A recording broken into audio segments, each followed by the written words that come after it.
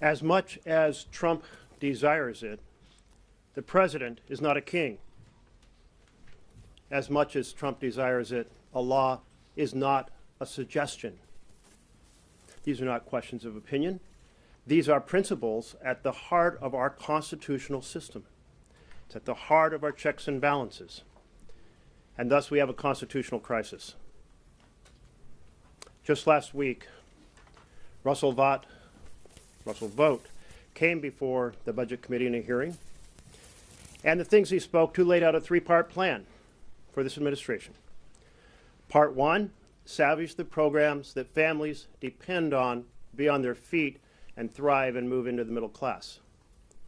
Part two, borrow trillions and run up the deficit. Part three, give massive tax giveaways to the wealthiest Americans. What we saw last night was a huge implementation of part one, the attack on families across this country.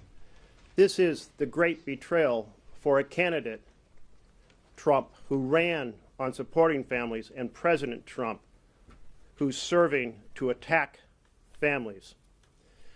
Now, Russell Vought refused to answer many questions about his plan, particularly to say he would not use the illegal impoundment strategy.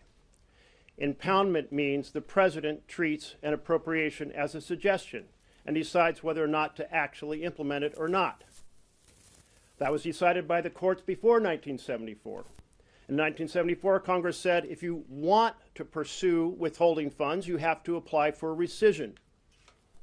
And this was further affirmed when the Supreme Court vetoed the line item budget process. So these are not questions that are unresolved. This is why the budget Dems are going to call upon the postponement, 2-week postponement of Mr. Vought's confirmation in committee, vote in committee, until we answer these questions and resolve